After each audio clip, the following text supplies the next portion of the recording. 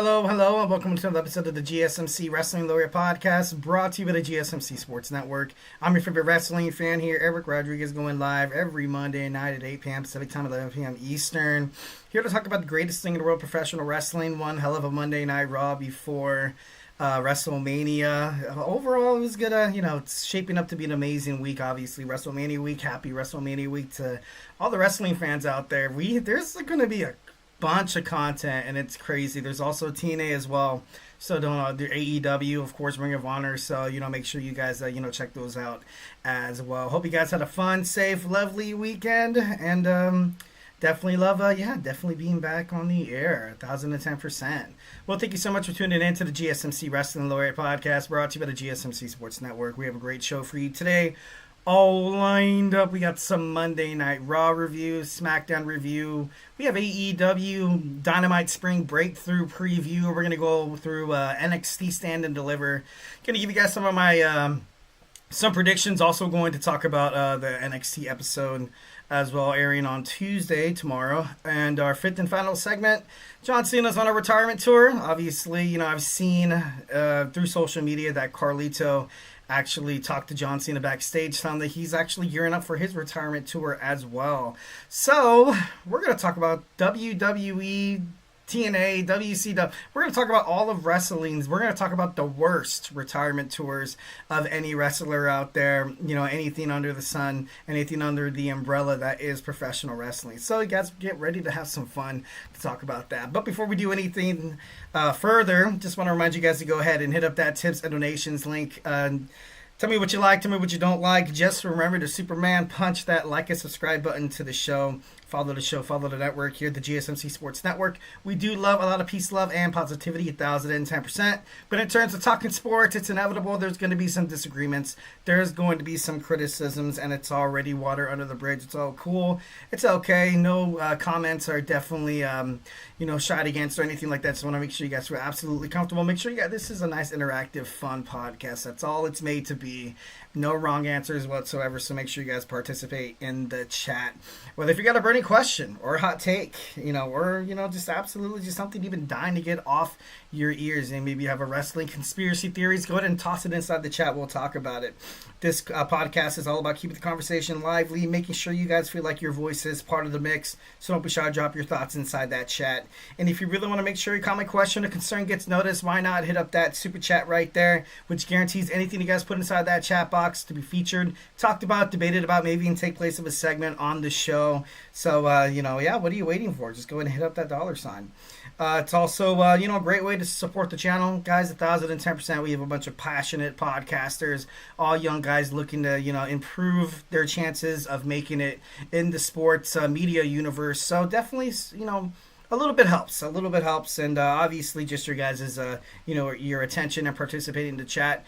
Also good, just as good as U.S. currency. So definitely, help us keep the content that you guys love so damn much coming at you Monday through Friday. And we are super grateful for each and every one of you guys who joins us here daily on the GSMC Sports Network. Your support makes all the difference. So let's send in those super chats, those super stickers, because you guys are super awesome, and together we will make sure this podcast is one of the best wrestling podcasts ever. Okay, let's go ahead and jump on into some WWE Monday Night Raw. It was a good one. It was obviously, the Monday Night Raw before the WrestleMania. It's, it's a go-home show. It's a go-home show live in Sacramento, California, airing on Netflix. Gunther comes out right off the bat. Michael Cole said he was supposed to interview him, but he didn't want to wait. He said, screw your questions. I got to be honest, I thought that was funny as hell. Later on in the show, we had Jey Uso give a promo. So both the men, had to get off whatever they had to say, off their chest. There was no silly fight where referees would have to come in and break it up, and we didn't see our weekly visual, or we didn't get a chance to see Kenny Dykstra, Jamie Noble, or Jason Jordan. So that was it's kind of sad. Definitely love seeing those guys. There's going to be a good old dogfight, good old fashioned dogfight. Gunther 1010%, looking more focused now more than ever. Jay as well. I would say at this point in time they do seem kind of equal. I know a lot of people are banking on Jey Uso winning the match at Mania because he has so much momentum. It would really make no sense to to slow it down, 1,010%. I actually saw something online that Rikishi was basically saying, "Hey, if you're doubting son, talking crap on my son." I think he was talking, or I think more or less he was kind of commenting on on some comments that Kevin Nash said about his son, that he looks like he needs to hit the gym. That's the reason why he botched the spear and botched the jump over the ropes or whatever. So he seemed like, yeah, if you want to meet me anywhere, we can throw down. And I'm like, damn, dude, Rikishi's still throwing that stink face, bro. That's good. Imagine doing that like in a random fight. That would be so weird. So awkward. Anyways, moving on. He says he's going to beat the holy hell out of Jey Uso. He's going to call his mom the next day, basically tell him how proud he is of doing what he did. And, I hope this match, it needs blood. I feel like this match definitely 1,010% needs a little bit of blood, just for like the angle. Gunther's the ultimate bad guy, and if Cena dethrones Cody Rhodes, which is a chance.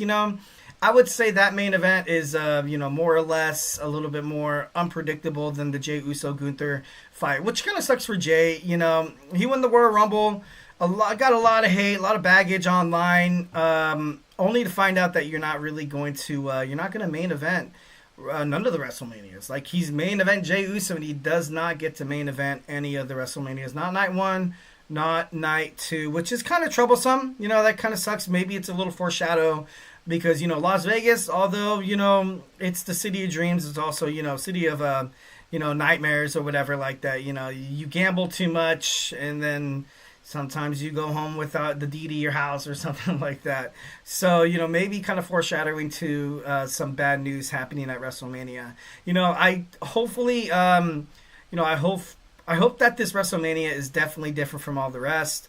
The past couple of WrestleManias, I got to be honest, it seems like every WrestleMania seems to pander to the good guy.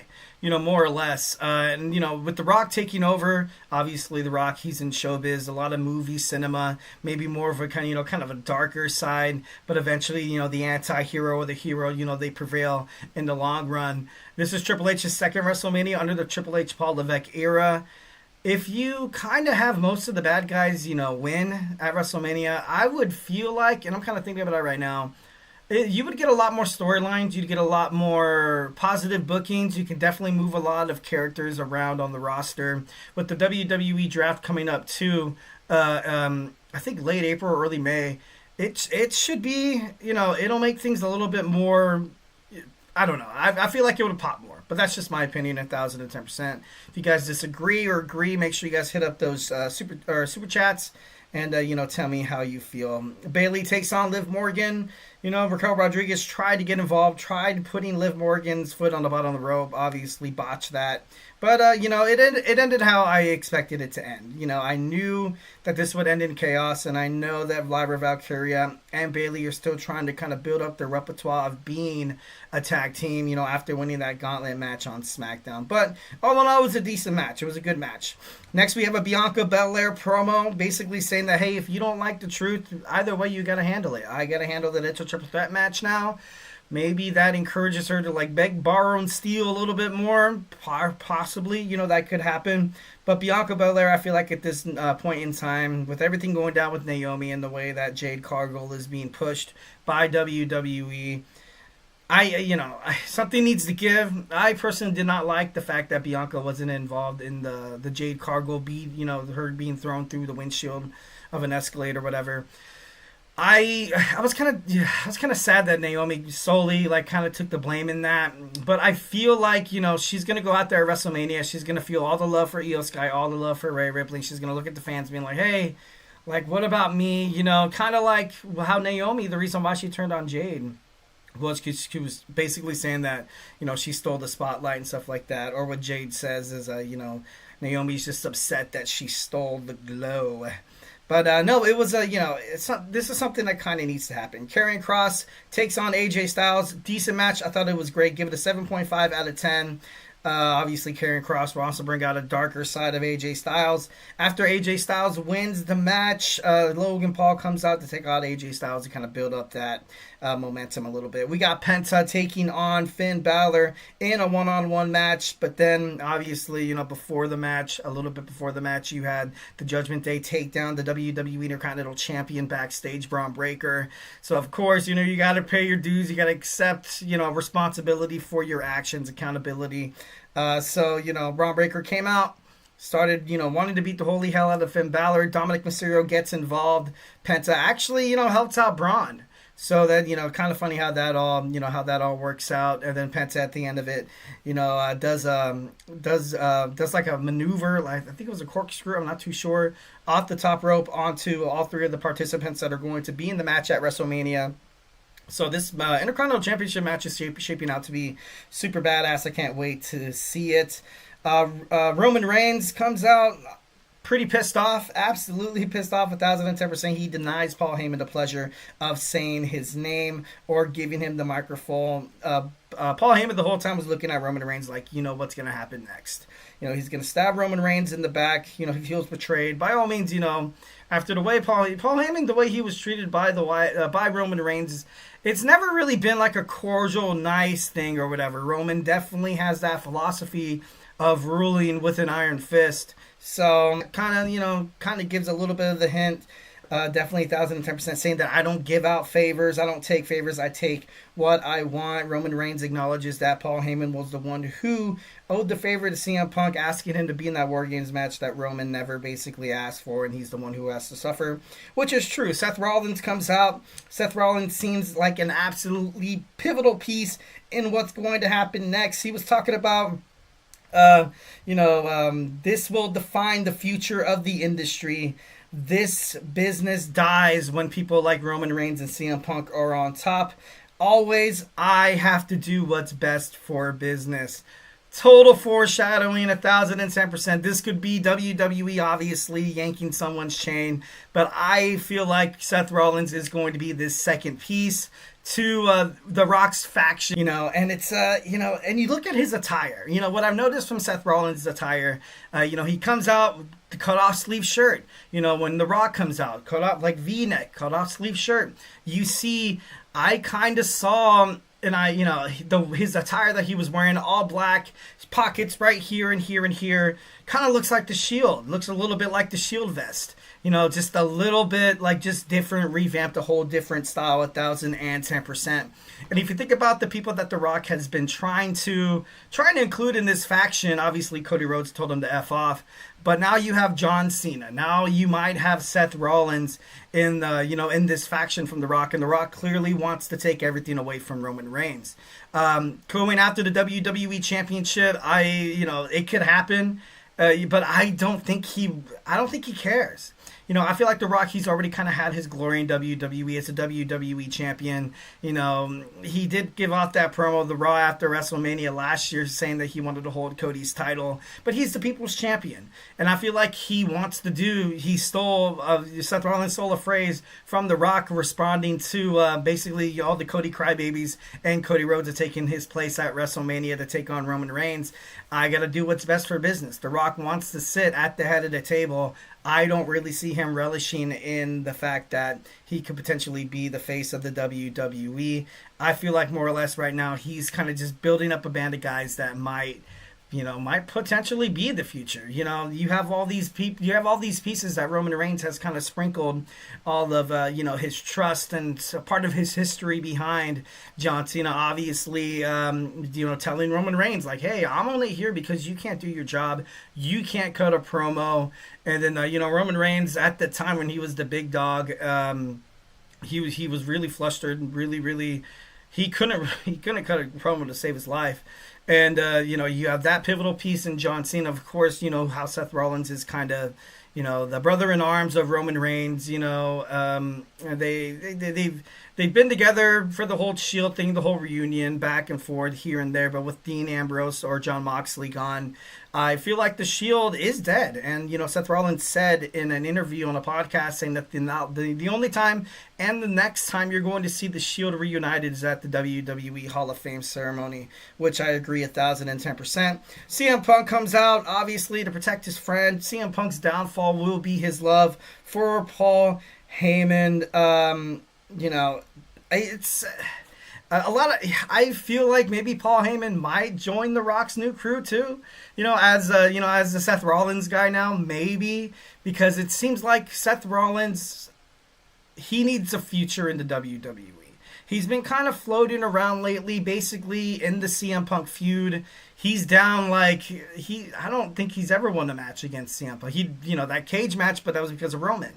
And then if the Tribal Chief Roman Reigns walks out the winner with Paul Heyman, all this ultimately seems like an absolute waste of time, an absolute waste of promos. So that's not going to happen. I know Roman Reigns isn't going to win. CM Punk, he's the anti-hero, but then again, he has so much respect for Paul Heyman. I feel like it's going to be the downfall. I thought it was kind of cool how Michael Cole at the end of the promo, when Seth Rollins hit Roman Reigns in the back with the chair, he was like, "Oh, shield chair." I thought that was pretty badass. It was pretty cool. All in all, a great episode of Monday Night Raw. Of course, those who don't have Netflix and are watching it through YouTube TV, I hope you didn't watch the for spoiler. Make sure, if you want to come back and watch it after, that would be absolutely awesome. Make sure you guys sound off in the comment section. Tell me how you guys feel when this video is published. All right, without further ado, let's go and jump on into some Smackdown. So grab your favorite snack, grab your favorite ice cold beverage, and join me here in about 25 seconds. So hey, do not go absolutely anywhere. I feel like I'm losing my mind. Is everybody in the world blind? Please, Lord, give me a sign, a sign. I feel like I'm losing my mind. Is everybody in the world blind? Please, Lord, give me a sign, a sign. I wanna be the greatest. Everybody on the fake shit. I look around and feel like everybody is the fakest. I make this every day and I'm impatient, hoping one day I blow up from the basement. Statement, the top is so vacant. I don't hear shit that I think is amazing. Waiting for my day when I'm playing sold out shows for 1,000 faces. Hey, give me that crown, get in my way and to be put down. It ain't your place, all this my town. If I want that shit, then I'll get it right now. I'm losing it, the noose it fits. I'm losing shit, a stupid myth. You choose to live or choose to dip. You choose to fight or lose your grip and lose a gift. I feel like I'm losing my mind. Is everybody in the world blind? Please, Lord, give me a sign, a sign. I feel like I'm losing my mind. Is everybody in the world blind? And we are back with the GSMC Wrestling Laureate podcast, brought to you by the GSMC Sports Network. I'm your favorite wrestling fan here, Eric Rodriguez, every Monday night live on the GSMC Sports Network, the GSMC Podcasting Network. So make sure you guys hit up that notification button, that subscribe, the like, the share. Share this podcast with all your favorite wrestling fans out there, and this will be a nice little platform for us all to have some fun. So we recently talked about some Monday Night Raw. Make sure you guys check out that video. Make sure you guys sound off in the comments section. Let me know how you feel. But now we're going to talk about some WWE Friday Night Smackdown. But before we do any of that, just want to remind you guys to go ahead and hit up that tips and donations link. Tell me what you like, tell me what you don't like. Just remember to Superman punch that like and subscribe button to the show. Follow the show, follow the network here, the GSMC Sports Network. We do love a lot of peace, love, and positivity, 1,010%. But in terms of talking sports, even wrestling, it's inevitable. There's going to be some disagreements. There's going to be some high criticisms. But guess what? It's already water under the bridge. It's all good. There's no such thing as bad comment. I want to make sure you guys feel absolutely comfortable to share, to bare your soul to your favorite friend, your man, Eric Rodriguez at the GSMC Sports Network. So, yeah, don't be shy. Drop your thoughts inside that chat. And if you really want to make sure your comment, question, or concern gets noticed, go ahead and, whatever you guys put inside that little chat box is going to ultimately be guaranteed. But if you want to show a little bit of love, go ahead and hit up that super chat right there, those super stickers, because you guys are super awesome, and together we will make sure this is the best wrestling podcast in the whole entire world. We are super grateful for each and every one of you guys who joins us here daily on the GSMC Sports Network. Your love and support obviously helps us keep producing all the sports content that you guys love so damn much. And guess what? It's absolutely FREE free once you subscribe. So, yeah, great way to support the channel, guys. 1,010%. All right, so without further ado, we have some WWE Smackdown. So, Smackdown began. It was decent. You know, it was a nice little, in Seattle, Washington. I love the pairing, Joe Tessitore and Wade Barrett. I definitely think they're, pretty badass. Randy Orton comes out, obviously, talks to Nick Aldis about his future in WrestleMania 41. Seems like it's not really going to be there, but, of course, the person that answers or interrupts the promo ultimately is the match that he's going to get. We get Solo Sikoa. I don't hate Solo Sikoa. I like Solo Sikoa. The whole thing with the new bloodline thing, I thought maybe it was a little misrealmed, a little misjudged a little bit. But if you kind of think about it, Solo Sikoa is a huge reason why Roman Reigns turned into the biggest babyface once when he came back at SummerSlam last year. It took Solo Sikoa to be such a... I don't want to say the word because, I can't say it. But it took him to be such a cocky, arrogant, self-absorbed, just a nasty, gross individual that you have to turn on the TV and kind of see. And the way he was running rampant all over SmackDown. It was a doozy. Obviously, it caused all the wrestling fans to shift over to the favor of the OTC, Roman Reigns. So in the end, Solo Sikoa, I feel like he deserves a lot of credit for that. Wasn't really successful during the whole run. He did pin Roman Reigns. Went for the WWE Championship. Didn't really come in fruition. But at the end of the day, he put Roman Reigns on the map as a huge, absolute huge babyface. So hey, throwing some flowers right there, baby. Hell yeah. So we might get Randy Orton take on Solo Sikoa. Not really creative. I kind of don't like it. A lot of people were hoping for Nick Aldis to fight Randy Orton at Mania. Me personally, Aleister Black also being thrown in the mix. Rusev, who recently signed back with the WWE. I kind of thought, Sami Zayn hasn't turned down, the fact that he might come back at WrestleMania, for a match. He teams up with Randy, Tama Tonga, Solo Sikoa. They fight, and then bam, that whole thing happens. Sami Zayn and Randy Orton get a feel-good win at WrestleMania 41 in Las Vegas. Or maybe potentially we'll finally get that guy that's been waiting in the wings for so long, Hiko Leo, finally making his debut on, because he's been on the WWE page for quite some time now. So that's, actually last time I checked, I didn't think I saw him. Maybe they changed their mind. Or Tongaloba, maybe, and then maybe this new young bloodline, maybe they start to turn around a little bit. But, now it kind of, gravitates toward Jakob Fatu, which is more of a better storyline and in my opinion 1,010%. So that should be interesting. All right, next we have the women's tag team gauntlet match. Of course, you have the women's world tag team champions Liv Morgan and Raquel Rodriguez sitting ringside. So we get Lyra Valkyria and Bayley.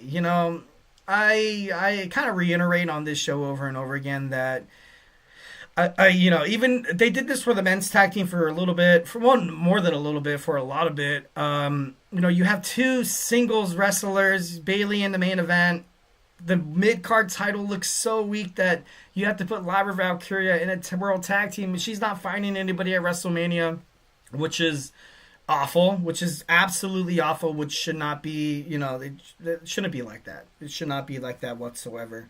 So now you have a gauntlet match. First people coming out, Pure Fusion Collective without Sonya Deville doesn't really have that same vibe. They still lost, so I guess they're still sticking to their MO. I'm just kidding. No, I say this with a heavy heart because I love Shayna Baszler and I love Zoe Stark, and I thought this PFC formation with Sonya Deville was going to be so much more successful than it actually kind of turned out to be, which is a damn shame. 1,010%. They get eliminated. Bayley and Lyra Valkyria are still alive. Natalya and Maxine Dupree, they get knocked out easily. Actually, Natalya was actually seemed kind of furious with Maxine Dupree and her decisions during the match. Next come out Kaden Carter, Katana Chance, and the actual tag team of the tag team gauntlet match, and they lost as well. So I thought that was crazy. Michin and B-Fab, they come out too as well. They lose. And, finally at the end, we get the Secret Hervis, Piper Niven, and Alba Fire with Chelsea Green. Obviously, didn't really work out. Bayley and Lyra Valkyria win the gauntlet match. They will be taking on the World, Women's Tag Team Champions, which I feel like will be a nice little segue for, I know, recently you've seen the post by Becky Lynch saying that I hate wrestling. I don't want to come back. That's just, guys, come on. Let's be smarter than that. We're wrestling fans. We've heard worse, and then bam, they're at WrestleMania. I feel like ultimately, Becky Lynch and Lyra Valkyria, I feel like they'll win this match at WrestleMania. Dominic Mysterio will be ringside with Liv Morgan and Raquel Rodriguez. Last time you saw Dominic Mysterio through the cage door into Becky Lynch's face, costing her the WWE Women's World Heavyweight Champion. So, poetic justice, she comes out to help take out Dominic Mysterio and keep it like an honest match. How I feel more confident that with the belts being on Morgan and Raquel, but they had a reign before that lasted, I think, like 40 days. So it wouldn't really surprise me if they dropped the belts here. And it looks like Judgment Day is literally on the edge of imploding with Dominic Mysterio feuding with Finn Balor.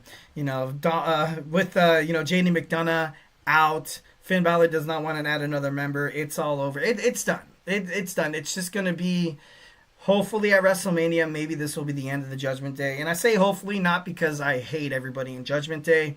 It's just that this been dragging. It's been dragging on for so long. You cut out Rhea Ripley, you cut out Damian Priest, you cut out ultimately the soul that Judgment Day is. Finn Balor, the leader, absolutely on Monday Night Raw in many cases has looked like a pissed off teenager not getting what he wants, and he looks weak. He doesn't look like a main eventer, like a lot of wrestling fans do. For me, personally, I love Finn Balor. I would love to see him hold a WWE Championship once again. But, this Finn Balor, this whole Judgment Day thing, it's bad. And, it's only going to get worse. One of those things where you rip off the Band-Aid fast. If the longer you keep it on, the more it's going to hurt your product. So, pretty crazy.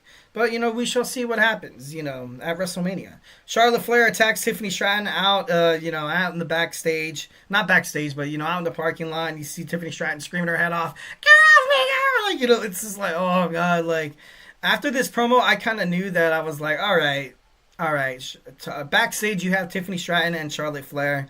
Working side by side. They're literally probably like this. The more and more you're like this, the more and more you can kind of, joke about things that are actually kind of real. Like Tiffany Stratton bringing up the whole, the marriages and stuff like that, and her dad and her, the alcoholism and stuff like that. So, and the failed marriages. So it's like, I feel like both of them really want this match to be an absolute banger. So much drama surrounded by it, and they want to steal the show. And at this point, I feel like they did their job. 2 or 3 weeks ago, I looked at this match and I was like, dude, give the belt back to Charlotte. Give the belt back to Charlotte. Tiffany, she frozen on the mic, not really knowing how to cut a promo, not really knowing how to kind of stick up for herself a little bit. And I was like, all right, something needs to change. I get why, Charlotte Flair won the Royal Rumble now. But now I feel like right now the match is 50-50. It went from me completely, being, and I was like, okay, Charlotte should get the belt. But in reality, I was like, okay, why would they do this to Tiffany? I feel like Tiffany Stratton and Jey Uso are kind of stuck in the same boat here. They were, building up all this momentum since they made it onto their respected, brands ever since, Jey Uso became main event, Jey Uso, a single star. I don't know. I just, if Tiffany Stratton drops the belt, I would understand it. I would understand it 1,010%. But, I don't know. Ultimately crazy. Next, Damian Priest and Drew McIntyre come face to face. I definitely thought it was a nice promo to heading into their street fight at WrestleMania. Next, we have Rey Fenix taking on Humberto Carrillo of Los Garza, Legado del Fantasma. Rey Fenix, absolutely impressive. And, Humberto's kind of, he's being shut out by Santos backstage. And, of course, you have Andrade kind of coming up and, putting the armor, kind of being the big brother there, being like, hey, man, you fought one hell of a match, and it was It was super awesome. Chelsea Green takes on Zelina Vega. Zelina Vega gets a victory. I've been banking on Zelina Vega to get back into like the main bookings and storylines on WWE SmackDown. So I'd love for her win here. But since the addition of the Secret Service, I kind of feel like maybe now they're kind of banking on a long run by Chelsea Green. I feel like Lyra Valkyria will drop her title before Green does, because now she has backup. Because before I was like, okay, Piper Niven, Chelsea Green treats Piper Niven like trash. And, Piper Niven's going to snap, bam, cost her the title, she'll drop it to somebody. But now that it's like, now that it's like a thing, a woman faction on SmackDown, I feel like, it's not really going to, her title reign's not really going to go anywhere. But Zelina Vega just fighting in the championship match would be, pretty badass. Next, we see a promo between Jade Cargill and Naomi. It was good. It was good. It served its purpose. I do like this new darker side of Naomi. I kind of hope she does pick up the win here. I think their match is night 1. No, or night 2. I'm not too sure. I got to double check that. And then if you have, Bianca Belair help Naomi out, that would be pretty badass. And, kind of building up toward their heel as a women's tag team run. And they can actually go after the Women's World Tag Team Championships. Would be, pretty damn interesting. It would be pretty cool.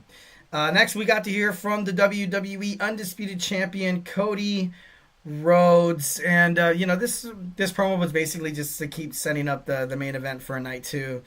Basically talking about everybody's quest as the WWE Championship, talking about the spinner belt, and the way ultimately the way Cody Rhodes was kind of talking, it kind of seemed like he left a lot of doors open. And what I mean by that is like when you kind of have these open-ended statements where you say something and then you're like, okay, if Cody Rhodes along the lines turns heel, then you could be like, oh my God, we should have all seen it coming. So, then he was like praising Cena a lot as well, saying that he fights with his heart. And, but that's, that was basically it. Cody Rhodes, typical babyface promo, did what it had to do, but it's, seems kind of badass. John Cena will be on SmackDown next week. We'll also have, do I read this right? The men's Andre the Giant Battle Royal. We got Zelina Vega, Katana Chance, and Kitty Carter taking on Chelsea Green and the Secret Service. And we have a WWE Championship match, the Street Profits and Motor City Machine Guns, which I kind of hate. I feel like this match should have been on WrestleMania. I really thought that they were gearing up toward like a fatal 5-way or 4-way ladder match or something like that. Why not? Why not? I want this match to be screwed up so freaking bad. I want Pretty Deadly out there. I want DIY, Los Garza. I want to see everybody out there. This is a damn shame that we did not get this tag team ladder match, because it's been the tag team division on SmackDown has been absolutely on fire, and it seems like that fire quickly fizzled out, which sucks. All right, guys, so hey, do not go anywhere. We're going to talk about some AEW Dynamite Spring Break Thru preview. So grab your favorite snack, grab your favorite ice cold beverage, and join me here in about 25 seconds. So hey, do not go anywhere. Looking for your daily fix of sports talk without having to pay for it? GSMC Sports Network is available on YouTube. Just search GSMC Sports Network. Get your fix of daily sports talk shows on YouTube, absolutely free. NFL, college football, NBA, MLB, MMA, UFC, fantasy football, and so much more. GSMC Sports Network has shows running all day long, with new sports shows starting every 2 hours. Just like on your favorite cable sports channel, except GSMC Sports Network is absolutely free. Just search GSMC Sports Network on YouTube to catch one of your new favorite shows, like the GSMC College Football Podcast, Chip Shot Football Podcast, Hoops and Heels Women's Sports Podcast, GSMC Basketball Podcast, and so many more. Check it out for yourself. GSMC Sports Network, now available on YouTube absolutely free. Search GSMC Sports Network on YouTube right now.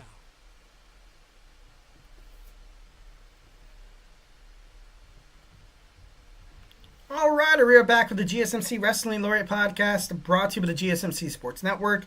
I'm your favorite wrestling fan here, Eric Rodriguez, every Monday night live on the GSMC Sports Network and the GSMC GSMC Podcasting Network on YouTube. So make sure you guys, Superman punch that like and subscribe button to the show. Follow the show, follow the network here at the GSMC Sports Network. We do love a lot of peace, love, and positivity. Definitely want us to stay together. Our togetherness as wrestling fans is something that maketh the world go round. So, make sure you guys, hit up that, hit up those chats right there. Tell me how you feel. All right, we recently talked about Raw. We talked about Smackdown. Make sure you guys check out those videos and sound off in the comment section. And now, without further ado, we have AEW Spring Break in, which I can't wait for. Like I said, make sure you guys hit up the tips and donations link at the gsmcpodcast.net. All right. So, we got it coming. It's Wednesday. You know what that means. AEW Dynamite is live, and I don't know where they're at. Damn it. Where are they? New York? I'm just kidding. No, but ultimately can't wait for this. I think it's going to be super, super duper badass. And, whenever AEW does these like little, PLEs and pay-per-views within the week, I like it. I feel like it's, it lives up to the potential, 1,010%. With all the, with the PLEs, AEW is actually super damn good. A lot of people did hate the recent pay-per-view, but I thought it was great. The whole Swerve and the Jon Moxley finish at the end with the Young Bucks. You couldn't really expect Swerve to win that match. Like, come on, let's all be real here. But ultimately we have today not today, on Wednesday we have Spring Break in. All right, without further ado, we have the boss, the final boss, the CEO, Mercedes Moné, Belts Moné. What's her name? 4 belts or whatever, taking on the longest reigning Ring of Honor champion, Athena. This match is, there's a reason why this match is in the Owen Hart. A lot of people want it. Everybody wants to see it, but, the titles, obviously, they do get in the way. So this is a nice way of kind of ultimately doing it. Obviously Athena taking on, defeating Harley Cameron, Mercedes Moné defeating Julia. So, and Jamie Hayter is actually Jamie Hayter on the other side. Who's the other one? It's going to bother me all day. So at this point, Billy Starks, lost. I was like, it'd be kind of interesting to have her go against Athena in the finals, the whole minions and all that kind of stuff. But now, you have Mercedes Moné. You're going to get the one hell of a match. Obviously, like I said before, this is something that the fans been dying for, and we're going to see it on Wednesday. So make sure you guys definitely check that out. We have the Death Riders defending their AEW World Trios Championships against the Ops. Recently, obviously, it sucks. Pac, he's been injured, so Jon Moxley's gonna have to do double duties to kind of keep the Trios Championship. But going up against the Ops, I like their chances.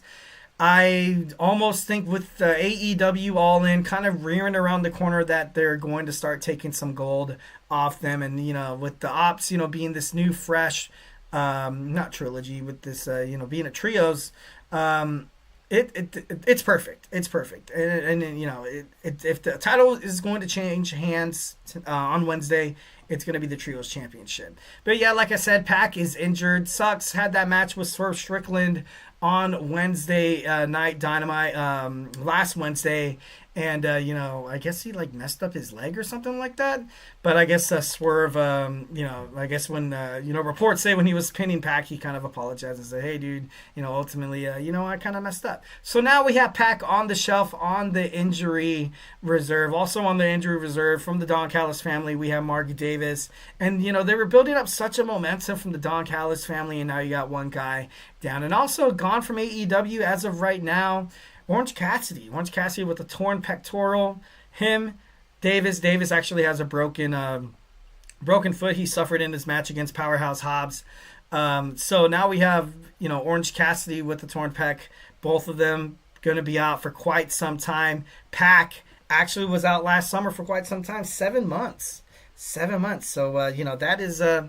That's not good. That kind of sucks ultimately for your, your momentum. From the men's side, we have the Owen Hart Cup. We have Will Ospreay, the aerial assassin, taking on one of the Don Callis family members, Konosuke Takeshita. Can't wait to see this match. This match is going to be super badass. I don't think it's going to be the main event. I really do hope the girls' match is going to be the main event. But, I don't, Takeshna, to kind of ultimately, kind of feel a little bit more fire in the Don Callis family, maybe wins this match. But I ultimately feel like whoever wins this match will determine who is that wild card spot. If Will Ospreay wins, he takes on... he goes to the finals. And the wild card, which, I'll just go ahead and, goes up against Hangman Adam Page on Wednesday. Hangman, like I said, not really a babyface, not really, not really... he's not really a heel or anything like that. So, like I said, if Will Ospreay wins, I feel like they need to kind of... But then again, Jon Moxley, the leader of the Death Riders, the AEW World Heavyweight Champion, is really... He takes the cake in terms of, of basically all the heels. He stole the thunder away from the whole EVP storyline with Okada and Jack Perry running rampant all over Dynamite. And ever since Jon Moxley came back and formed the Death Riders, turned his back on Bryan Danielson, they kind of head for the hills. The Young Bucks were like, the EVPs are like, oh, we can't outshine this. And they're mad. Then they ran to New Japan Professional Wrestling, only fought in 2 matches, winning the IWGP, I think the tag team titles, and then losing them. So, love for Matthew Nicholas Jackson. Love for them, definitely 1,010%. It's not that I don't like them. I just don't really like them as heels. It just doesn't really fit, man. I don't know. It is what it is, though. But ultimately, the match between Ospreay and Konosuke Takeshita will determine who this wild card will be. And just, mostly thinking about it, who's it going to be? I have a couple of no thank yous. No thank you, definitely no scapegoat Jack Perry. Don't want to see Jungle Boy, in the Owen Hart Cup, tournament. Obviously, with the EVPs coming back.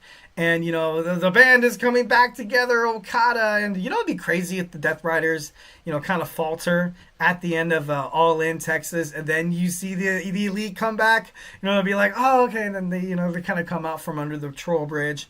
And, they show that would be so weak. That'd be pathetic. That would suck for the wrestlers involved. That'd be crappy storyline writing.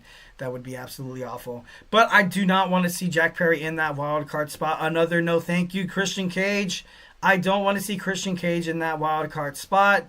Obviously, with Adam Copeland getting I think he got legitimately injured in that match. I think AEW was ultimately building up toward a feud between him and Christian Cage again. Both of the men obviously getting older, heading up toward retirement. Maybe this would have been their retirement match or something like that. But please don't give me the leader of the patriarchy, Christian Cage. Don't want to see that. Another no thank you. I know he was Owen Hart's best friend, and I know that he was his tag team partner. Don't want to see Jeff Jarrett in that wild card spot. I'm sorry, I'm not really huge. And of course, I don't want to see any of the Young Bucks, Matthew Nicholas Jackson fighting, singles bouts. People I do want to see. I got a yes, please. Josh Alexander makes his debut in All Elite Wrestling, taking on Hangman Adam Page. Puts on one hell of a performance. And, if he picks up the win or maybe if he gets the loss, at this point, I don't really think it'd be such a big deal because he's that damn special. And Hangman Adam Page does have a cross to burn. But, of course, even like with Jon Moxley. So it makes sense for Hangman Adam Page to move on to take on Will Ospreay. But, Josh Alexander being that wild card spot would be pretty badass. Swerve Strickland, that wild card spot, definitely I would love that.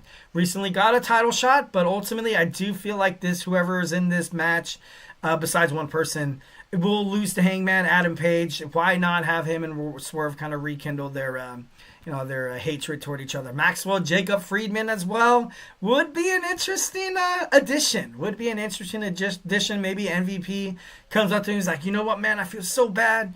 What I'm going to do is I'm going to put you in that wild card spot. I'll talk to Tony Khan. I'll make it happen. And then MJF tries to make the Hurt Syndicate proud.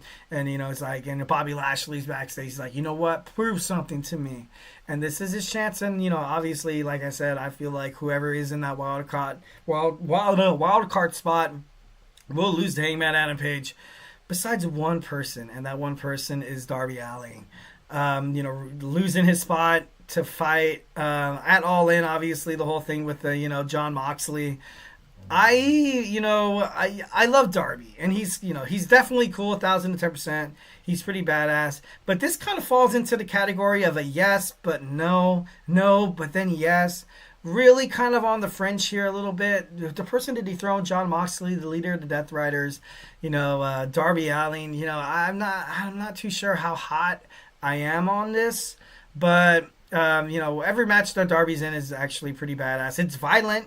Him and Jon Moxley could definitely make this absolute bloodbath, an absolute reckoning of professional wrestling. And me, for one, I would like it. It'd be good. Like I said, I'm on the fridge here, on the fence. Yes, but then no. He's been gone for so long. And then he's kind of. I don't more like a TNT champion maybe. Like, I don't really see him as the AEW World Heavyweight Champion. I'm sorry, I don't. And it's not that I'm hating on his stature. I'm 5'5" on a good day, so us little people could do great things. Look at Rey Mysterio, but I don't. I'm not too sure if I want to see Darby in that main event spot. Especially going up against, Will Ospreay. It would be an interesting, at Double or Nothing, the final, to have like two absolute AEW baby faces going at it. It would make for a, much more interesting bout than Hangman. But, like I said, all in all, for this for me, it's kind of on the fence. It's a yes, I want it. It's a no, I don't want it. So, being a little bipolar here at the end of the show. I'm just kidding. Moving on. All right, guys. Hey, do not go anywhere. We're going into our fourth segment. We got NXT Stand and Deliver predictions. So grab your favorite snack, grab your favorite ice cold beverage. If you're feeling something wrestling, go ahead and sound off in that comment chat section. Can't wait to hear and see what you guys have to say. So grab your favorite snack, grab your favorite ice cold beverage. Join me here in about 20 seconds. So hey, do not go anywhere.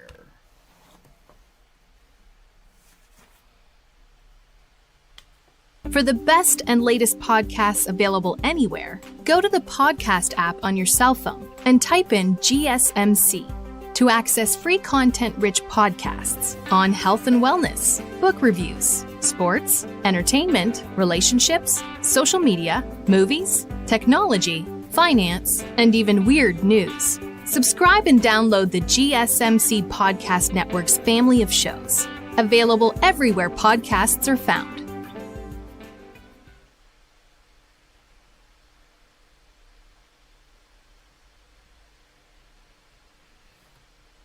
All right. Welcome back to the GSMC Wrestling Laureate podcast, brought to you by the GSMC Sports Network. I'm your favorite wrestling fan here, Eric Rodriguez, every Monday night live on the GSMC Sports Network, the GSMC Podcasting Network on YouTube. So make sure you guys Superman punch that like and subscribe button to the show to get some notifications when we go live, and also publish some new content. We talk about everything in terms of professional wrestling, all the action inside and outside the ring, all the backstage curtain calls, all the rumors, all the drama. We talk about conspiracy theories. We talk about superstar and active statuses, injury updates, contract negotiations, extensions, and new signings for promotions like WWE to AEW to New Japan Professional Wrestling to Stardom to basically anything under the sun in terms of professional wrestling. We talk about it here on this show 1,010%. So without further ado, we have NXT Stand and Deliver predictions. Can't wait to get on into it. So yeah, it's going to start here. All right, we have NXT Stand and Deliver this week. Obviously, yeah, in this WrestleMania weekend, it's gearing up to being like one of the best weekends, especially in terms of being a wrestling fan. This is every single time you turn on the television. With TNA as well, Ring of Honor. Make sure you guys check out those as well. Definitely loving that. It's kind of crazy how TNA. Their show on Thursday is going to be at Las Vegas, maybe hinting at some TNA stars being here at Stand and Deliver, or maybe being at WrestleMania. Maybe you might see Joe Hendry. If you say his name, maybe he might appear. So, NXT Stand and Deliver, can't wait to see it. But first and foremost, before we get into it, let's talk about this weekly episode of NXT. This is also the go-home show before Stand and Deliver. Can't wait to watch it. It's going to be awesome. We have a number one contenders match to determine who's going to take on Ricky Starks for that NXT North American Championship. Eddie Thorpe takes on Ethan Page, takes on Lexis King, takes on Wesley in a fatal four-way match. I can't. I like Eddie Thorpe. I do. I feel like he I feel like he's North American Championship material. Wes Lee, I feel like I would love to see him fight in TNA for, the X Division. And Lexus King, he's the Heritage Cup Championship. So I don't really think he's going to pick up the dub. If I had to put my money on anybody, probably be Ethan Page. The whole repertoire, the whole, the reputation between him and Ricky Starks, the Revolution, it's been quite some time. So I don't think that could really be ignored. Next, we have a couple more spots open for the Women's North American ladder match at Stand and Deliver. We're going to have another 6-way match, which is pretty badass. We have the girls who are already qualified. We have Soruka. We have Izzy, Dame of the Colleen. And, of course, we have the, Zarya and Kaylani Jordan. Definitely hope Kaylani Jordan turns a little bit darker, a little heel. For the ladder match, that would be, pretty badass. But a couple names that might join them. Like I said, we got 2 spots open. Carmen Petrovic would be a nice addition, and I'm not trying to be mean or anything like that. But the next 2 spots, I gotta be honest, they're gonna be throwaway match. Throwaway superstars, like superstars that aren't probably going to win. So, and I'm not trying to be mean, whatsoever. Carmen Petrovic would be an amazing champion, but, I feel like if she qualifies, maybe she has an out. She has Ashanti the Adonis. He goes out and does, God knows, hit him with the chair, like, I'll protect you, I'll help you out. Then he ends up screwing over Carmen.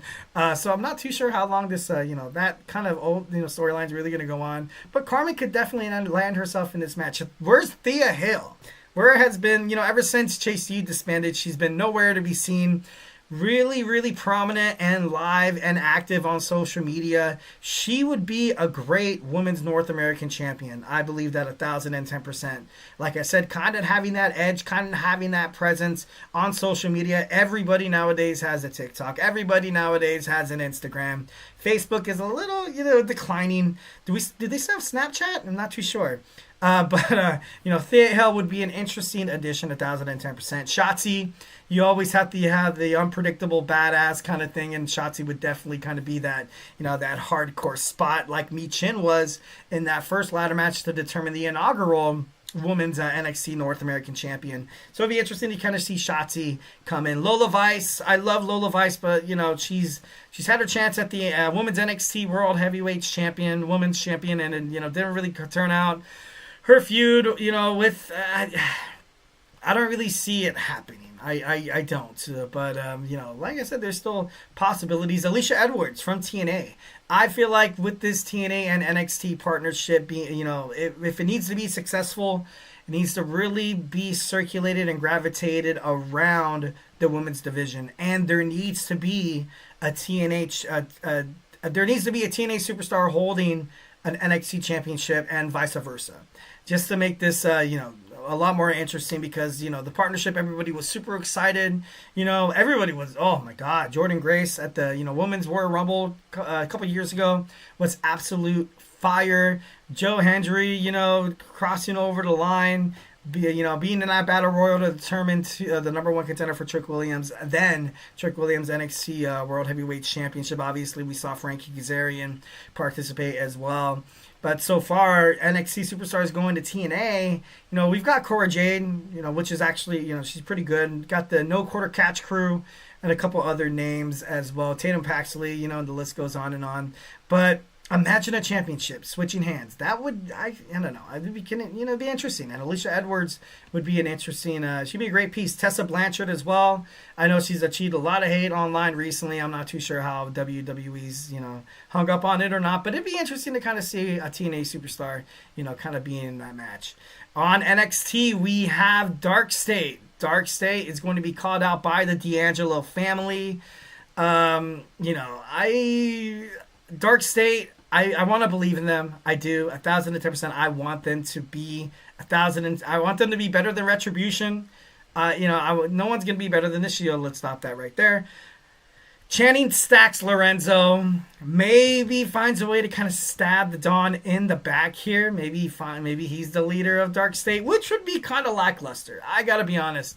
I thought Trick Williams would reveal himself as the leader of Dark State, but he kind of got his arse kicked by then on NXT. So I'm like, it looks a little bit too real for me. Next, we have a number 1 tag team gauntlet match. We have the No Quarter Catch Crew. We got Tyson and Tyreek, Josh Briggs. We also got Vance and Nico Vance and Jensen. We have Hank and Tank as well. No OTM, which is kind of shocking, and no Dark State. I feel like you should have had 2 guys from Dark State. When they made their scene onto NXT, they attacked Axiom and Nathan Frazier, the champions.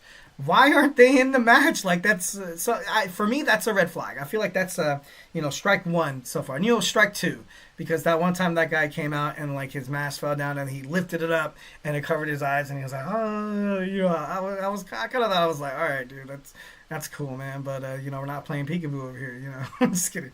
No, moving on. So this tag team gauntlet match, the winner takes on Nathan Frazier and Axiom at Stand and Deliver. Their match with Briggs and Inumura was amazing. I love that 1,010%. But, Hank and Tank has been getting a lot of, they've been getting a lot of love on NXT in terms of, fighting matches regularly, positive bookings. At this point, I feel like they're, with the Street Profits pumping them up, with, Matt and Jeff Hardy and stuff like that. It's going to happen. It's going to happen. I feel like, Hank and Tank will win this gauntlet match, and we're going to get we're going to get the babyface champions going up against these new up-and-comers who are not desperately seeking approval kind of thing, but ultimately I feel like this should be a good gauntlet match, 1,010%. We got my man Anthony Mazzano in the chat saying, hi, what's up, man? Hopefully you're having a good WrestleMania weekend. Hopefully you're getting pumped. I'm pumped 1,010%. I can't wait to watch WrestleMania. All right, now to the Stand and Deliver. We have a triple threat match for the NXT World Heavyweight Championship. Obafemi defends against Trick Williams and Javon Evans. I feel, Javon Evans is such a great talent. Trick Williams as well. Oba, but this match is actually not a huge reason why I'm going to watch NXT Stand and Deliver, which once again shows how amazing and dominant is this women's division, the best women's division in wrestling. I don't think any wrestling fan could not say that proudly. Like I said, Trick Williams, he becomes NXT champion for the second time. Maybe even make it more interesting if he actually does kind of be the leader of Dark State. I know he got his ass kicked from them, last week on NXT, but maybe it was just like a ploy, But, him coming back as the top babyface, you've seen him backstage in confrontations with Javon Evans, and it's just, something needs to change. And he has this new way that he's kind of approaching a lot of the younger guys in the locker room. He feels absolutely misjudged. He feels like he deserves a championship, and he's not lying. Him against Obafemi, I feel, but in a triple threat match, usually this is the rule of thumb in professional wrestling. It'll give somebody like an out to lose the championship. And the WWE draft right around the corner. Oba lands on Smackdown or Raw. I feel like NXT would be fine with the Javon Evans or Trick Williams. Got a chat from my man Anthony Mazzano. I think in order for Dark State to be taken seriously, I think there has to be a way. They can push themselves into the title match with Trick Evans and Oba. Yeah, I could see Lennox kind of doing that. Maybe he's the leader of Dark State, and maybe like a lot of wrestling media is just like, oh, it's got to be Trick, or it's gonna be Stacks. But I feel like it would be 1,010% that way. Anthony Mazzano also says I have a better answer, more out there than I think. Over might be the leader of the Dark State. Let me hear it. I would definitely love to hear your opinions on you guys. Let me know what you guys think of the Dark State. Let me know if you guys think that their future is positive. Let me know if you think there's going to be somebody ultimately kind of pulling the strings a little bit in terms of Dark State, because they definitely need somebody. Like Anthony said, they need to be taken seriously. This Stand and Deliver, it's the WrestleMania of NXT. It's the WrestleMania of NXT. This has to be a reason for dark state to, why were they formed? Why this and that and the other? Oba Femi, Anthony Mazzano says Oba Femi.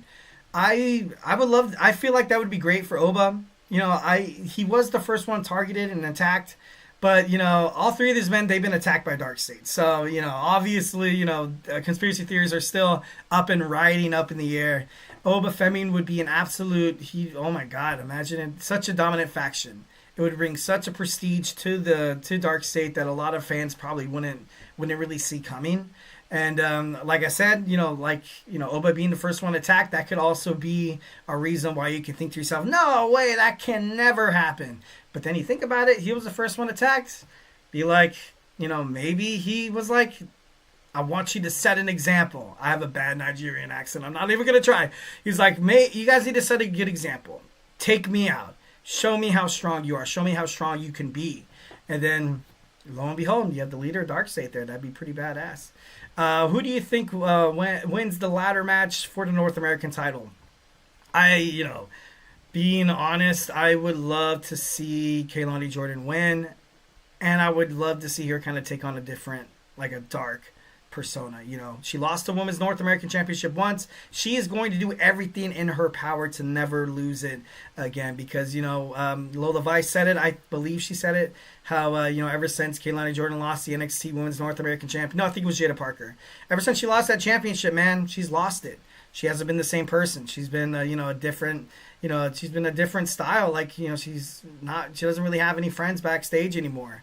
That would, I would love to see that for Kaylani Jordan to be a winner. Obviously, ladder match would be pretty badass. Sol Ruka too. I wanted Sol Ruka to be the inaugural one. I thought that would have been pretty badass. Zarya too. Zarya's my number 3. I would love to see Zarya win that championship 1,010%. So, like I said before, Ricky Saints is going to be defending his NXT North American Championship at Stand and Deliver. Obviously, who's going to win that Fatal 4-Way match? I think Ethan Page picks up the victory. We get an Ethan Page versus Ricky Starks, match at Stand and Deliver. Now we're getting down to the teeth of it. We have Julia, Jada Parker, Jordan Grace, Stephanie Vaquer. This match is going to be absolutely off the hook. It's going to be great. It really is going to be great. I see 3 women on here that are most likely going to be drafted to Raw or SmackDown, because the mid-card titles on Raw and SmackDown it's in trouble. I don't want to say it's in trouble because I don't want to jinx it, because I ultimately advocated for them to have a Women's Intercontinental United States Championship. And now that they have, they've kind of dropped the ball. It's not really... Anyways, Stephanie Vaquer, when she came to WWE, she was actually given a choice of where do you want to go. Julia back from injury. Jordan Grace. I got to be honest. I would like to see Jada Parker win. Like I said before, wrestling rule of thumb. Fatal 4-Way matches, triple threat matches. Someone always finds a way to weasel their way in for the win. And when I say weasel, I don't mean that she's undeserving. The ultimate opportunistic person, Jada Parker, I would love that for her. I would love that 1,010%. She's been around the title scene for quite some time, causing fights, being such a huge, huge piece on the NXT women's roster. Every other episode, she makes the division prominent. She makes her presence known.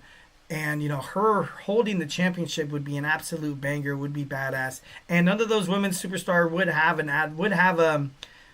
a say-so of a rematch. They wouldn't have a rematch clause because it's a Fatal 4-Way match.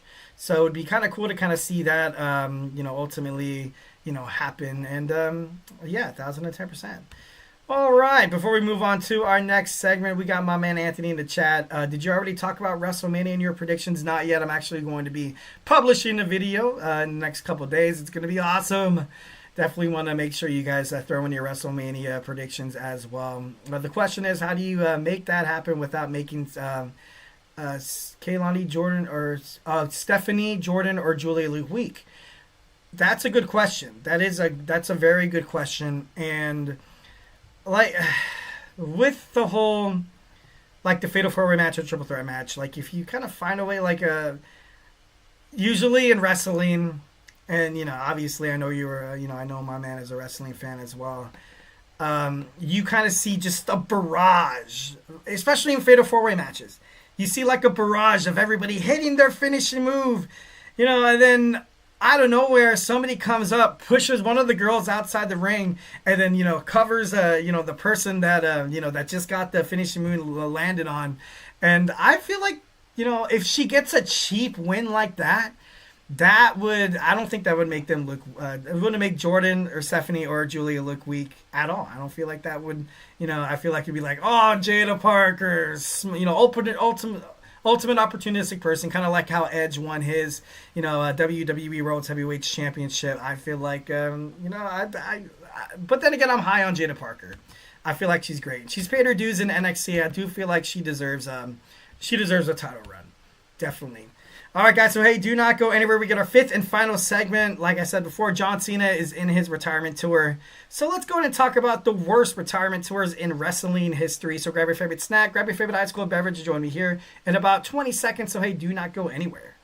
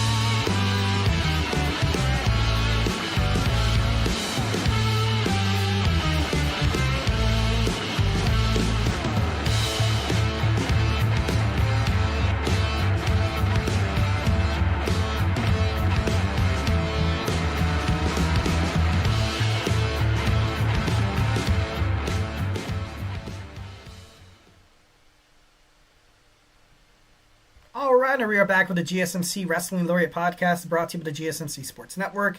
I'm your favorite wrestling fan here, Eric Rodriguez, every Monday through Friday. Every Monday night. I always want to say that. I don't know why. It used to be Monday through Friday, but, with, times and, getting a couple of jobs that support the fan bam, obviously, gotta pay your dues.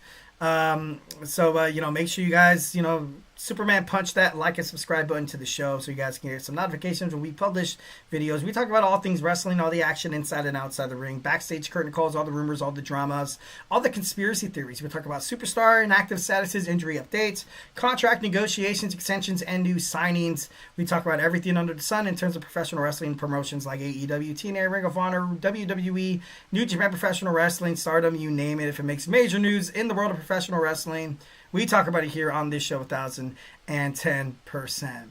All right, without further ado, we got my fifth and final segment.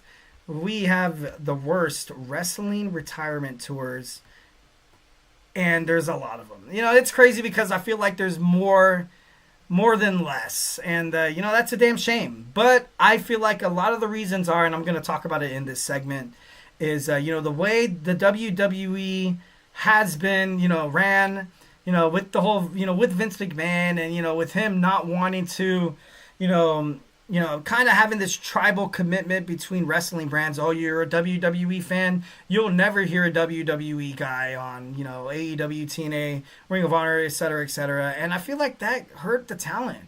1,010%. You've seen a lot of talent, like I'm going to talk about today, that left WWE because they weren't really into it. They were forced to have their retirement matches, their retirement tour outside of WWF/WWE that they ultimately built up their name, and it kind of went down in fame, and it was, just wasn't really no bueno. It just wasn't really bueno.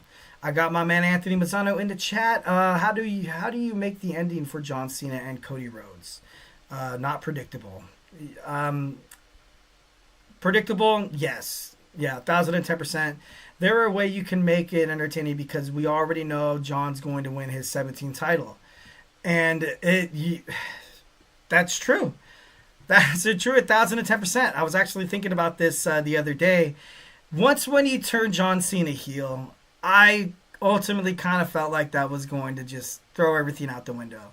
Have a babyface versus babyface in the main event of WrestleMania, forcing fans to kind of, who do I choose? Who do I choose? And then maybe, and then Cody Rhodes picks up the win. The men shake hands in the middle of the ring. John Cena looks Cody Rhodes dead in the eyes, and he says, hey, it's your business now, kid.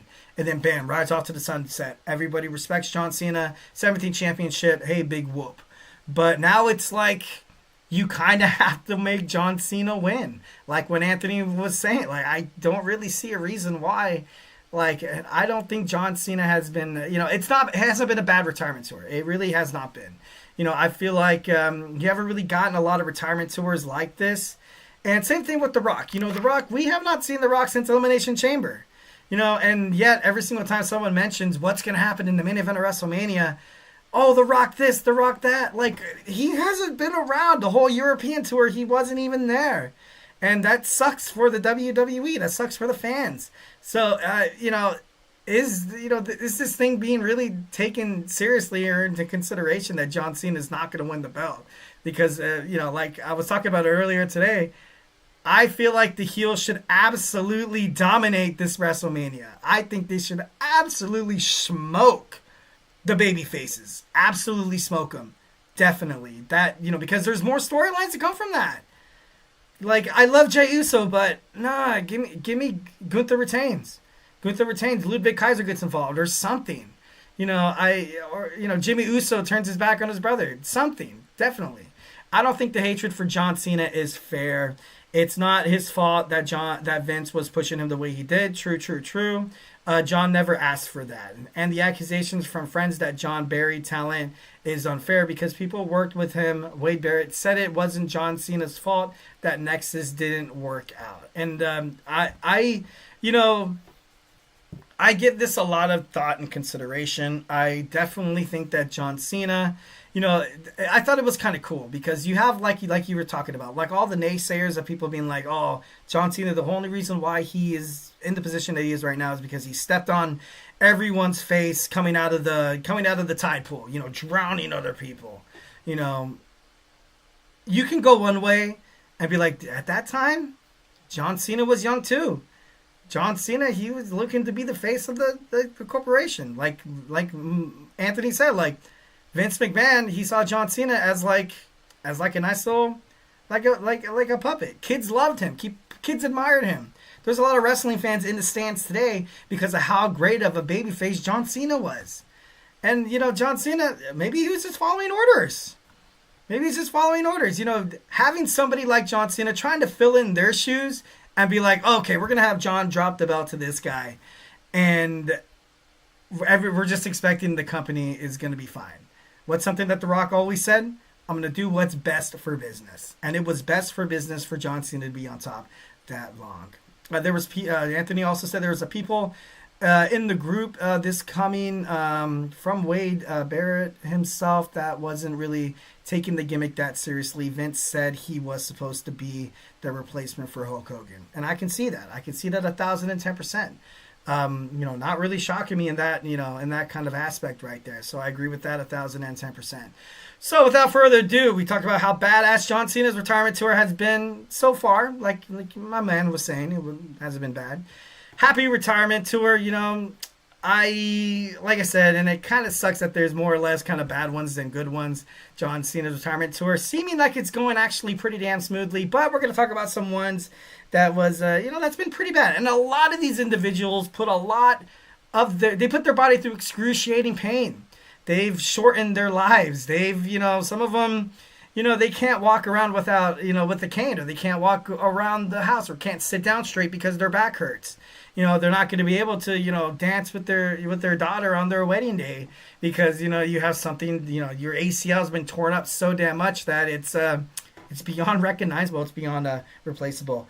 Some wrestlers, they do commit to a retirement tour, a way to celebrate their legacy, but absolutely some leave a bad, sour, atrocious taste in the back of our mouth. So let's go and talk about the first one. We have Mick Foley. Mick Foley's final match being at the Royal Rumble 2012, going up against Sheamus. You have the hardcore legend This guy had 3 different personalities: Dude Love, Mankind, and the hardcore legend Cactus Jack.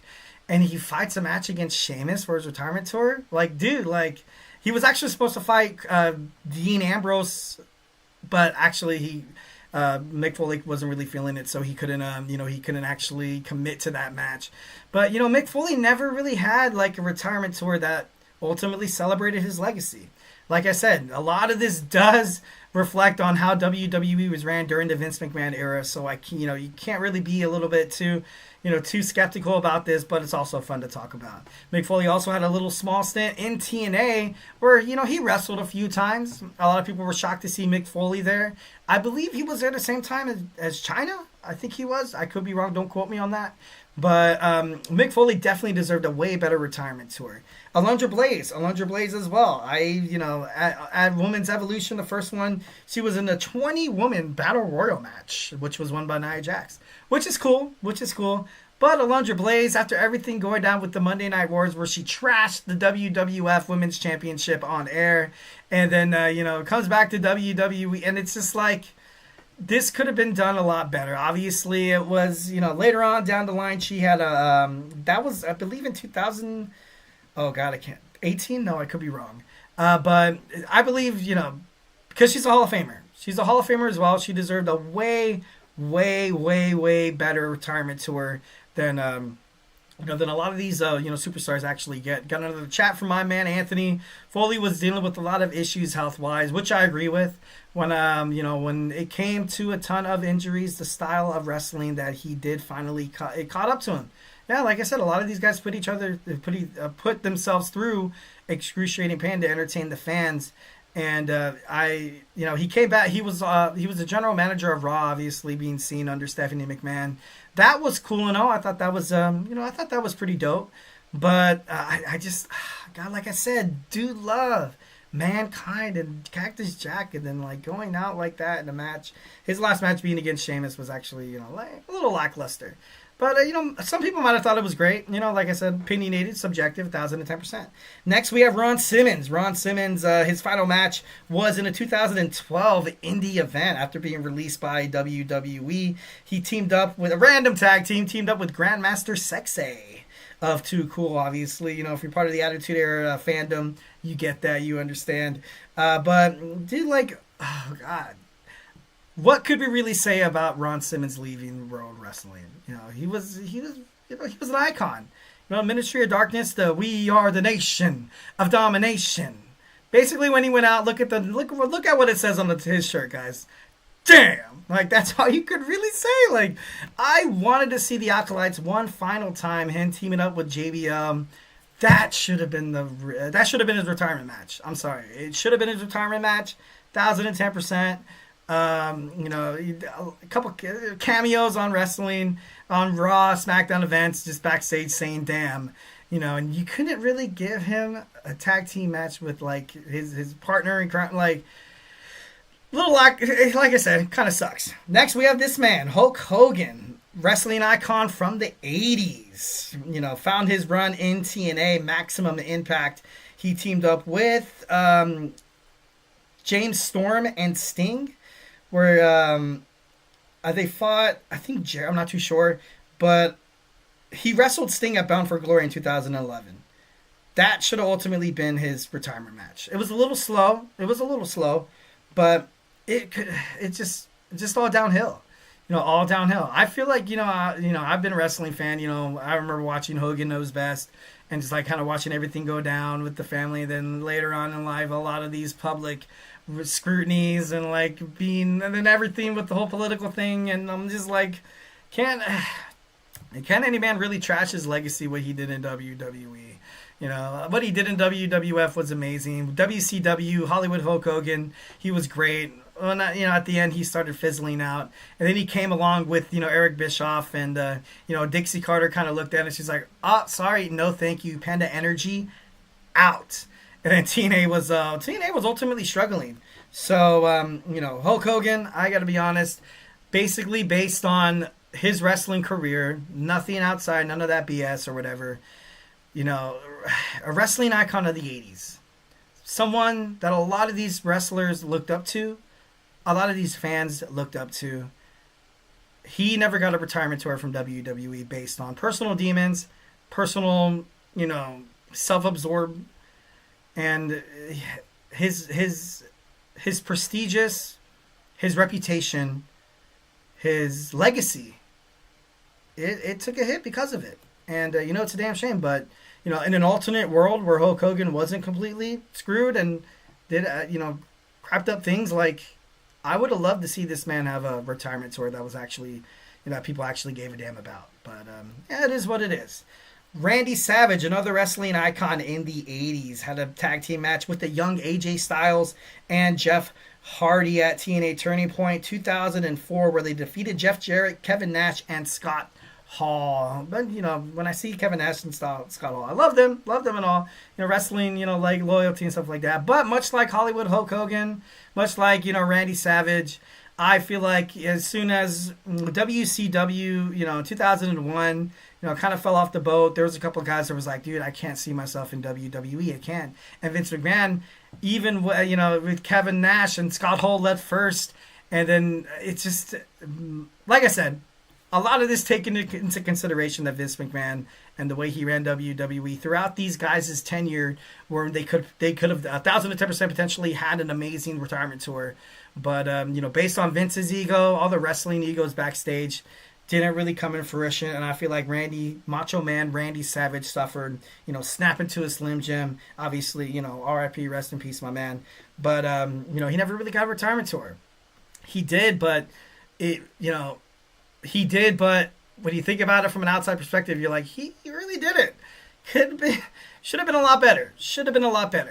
Next, we have the Nature Boy, Ric Flair. Obviously, a lot of you NWA fans know this guy. And, of course, WCW found his way into WWE for quite some time. Made his way to TNA, to WWE, to AEW. And, definitely floated around quite a bit of time.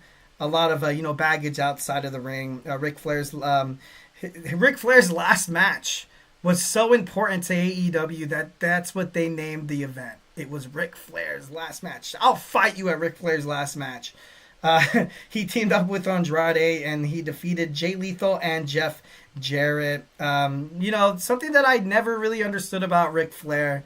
And, some guys, it's hard to hang up the boots. I get it. The attention you get, the respect, the money. It's all worth it. It is all worth it. But come on, man, you had that amazing match at WrestleMania with Shawn Michaels, the Heartbreak Kid. That classic, I'm sorry. And Ric Flair's just crying because he knows what's going to happen. And then, bam! Sweet chin music. I liked it. I'm a huge Shawn Michaels fan. So that could have been the end of it. That could, round of applause. WrestleMania 24. That's WrestleMania. It doesn't get any better than that. And I don't know. Ego, I don't know what to call it, man. It's crazy. Bret Hart teams up with John Cena to have a 3-minute match with Alberto Del Rio and his manager, Ricardo Rodriguez, in a BS match in the 2021 episode of Monday Night Raw. That's not good. It wasn't good. Bret Hart had a little run with WWE. He actually won the United States Championship. All good things. That's cool and all. But for me, it was sold short. It was sold short. Obviously, we all know everything that happened with Bret Hart and Goldberg, and it's a damn shame. I can imagine in the back of Bret Hart's mind, he was like, if I never would have got that kick from Bill Goldberg, he would have probably surpassed Ric Flair's 16th championship a long ass time ago. That's how great Bret the Hitman Hart really was. He would have had a legacy in WWE. 1,010%. He'd probably be part of WWE creative right now. He'd be like royalty. But unfortunately, stuff does happen. Injuries, you can't forecast them. And Bill Goldberg, I'd say, hey, watch out for the kick. Bret Hart's he never told me to watch out for the kick. He said, she said stuff, and I can understand why Bret Hart wanted to come back for a small little stint. just that hunger of what could have happened. I get the backstage politics with Vince McMahon guaranteeing him a 6-year plus multi-million-dollar contract. There was actually a rumor in wrestling media saying that he was going to hold on to the championship for like 6 years or something like that. That is crazy. That is crazy. If someone tells you that and you know that they're not like really fibbing, I'd be like, you know what, like, I'm good. But Bret Hart, never really had a retirement tour. I get it. I understand. With the injury and stuff like that. But his last match being against Alberto Del Rio and Ricardo Rodriguez. Teaming up with John Cena's cool, but it doesn't really hit. I feel like a man of Bret Hart's caliber, and like I said, the injury does play a factor. Him with the Hart Foundation, one of the most dominant, most recognizable family group inside WWE history. Obviously, Jim the Nine-Veil Hart, rest in peace. Owen Hart, rest in peace. Definitely love everyone involved in the that is the Hart Foundation. And for me personally, I would have loved to see him go against Shawn Michaels. In an alternate universe where Bret Hart never went to WCW, and then him and Shawn, they eventually did bury the hatchet, which is pretty badass, which is cool. Going up against each other one last final time in the retirement matches would have been so freaking cool, man. Would have been so freaking awesome. But, maybe in the next universe. Who knows? Definitely 1,010%. Speaking of Shawn Michaels, we have his retirement tour. His final match at 2018 Crown Jewel against the Brothers of Destruction, Kane and The Undertaker. Oh, bad. All bad. I remember watching this match. I was actually watching it with my wife, and she knows wrestling, but she doesn't really dive into the content and like kind of dissects things like I do. Like I look at things, I'm like, oh, that wasn't meant to happen. Oh, they could have did that better to protect themselves and stuff like that. I'm not a professional wrestler. I've just been a fan ever since I was 6 years old.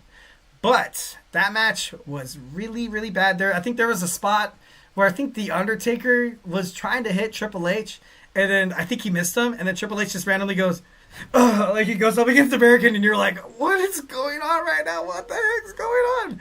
Obviously, I love the end of the match because D-Generation X picks up the victory. I like Kane and The Undertaker, the Brothers of Destruction, but I was more of a DX kind of guy. But this match was really bad. It was really bad. But I felt like ultimately it was forced. With trying. I believe they didn't have a contract with the sports government in Jeddah, Saudi Arabia yet. So I feel like maybe they're like, okay, we need to make this match happen. But I feel like it ultimately kind of hurt them more than it actually did kind of propel them. Last but not least, one of the worst retirement tours of all time, and it's not Kurt Angle's fault. Kurt Angle, simply, facing a lot of, demons outside of work, substances, neck injury, left WWE, clearly frustrated, went to TNA. He was promised to, WWE was such a hectic work schedule. Kurt Angle's work schedule at TNA was probably like 2 or 3 times a week, and he was like, compared to like 5 or 6, yeah, dude, I'm going to do it. I need to protect, I need to get right.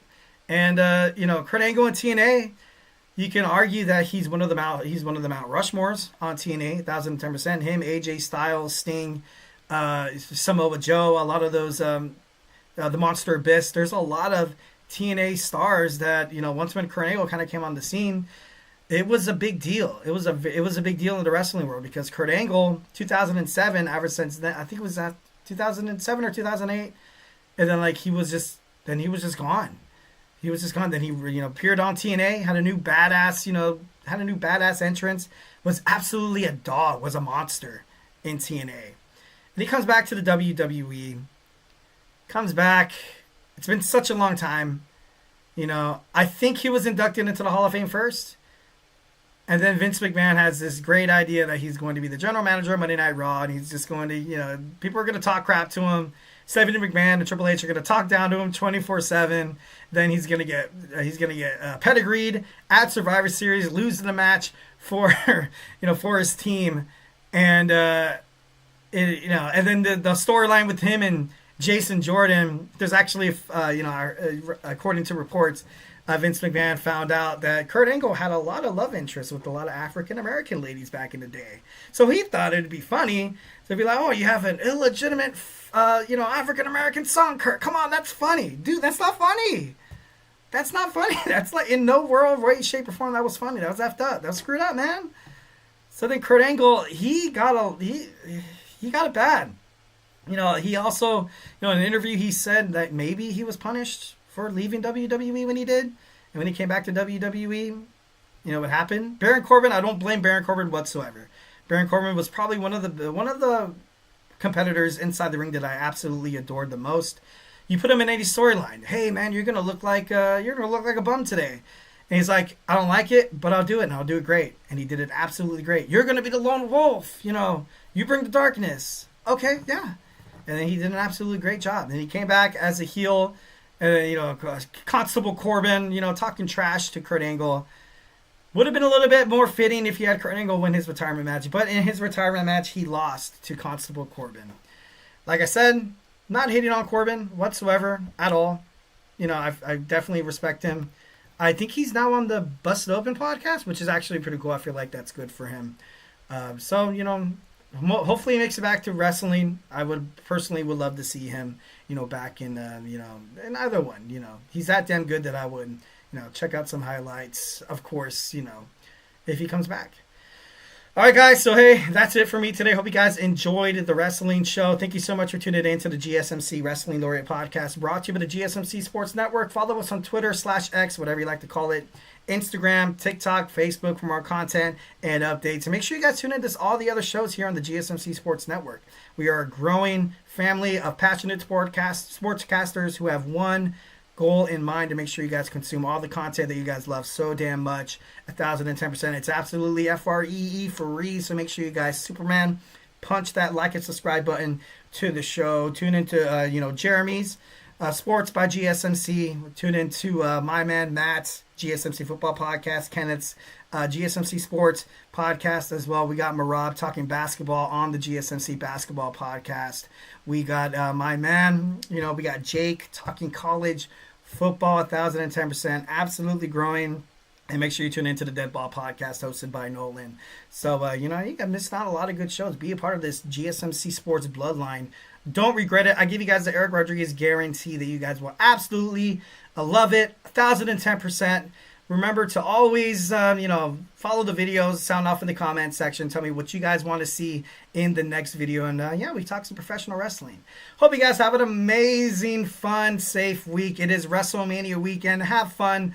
Hold your loved ones close. Have a party or something for WrestleMania. And, next show, tell me how awesome it is. I'm going to be publishing some videos, my WrestleMania predictions, and we'll get into that.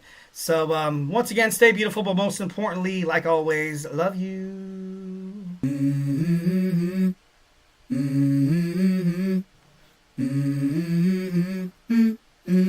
Let's go. I wake up to a little bit of drool on my pillow, feel like it's gonna be a bad day. Yeah, I'm tired of shit.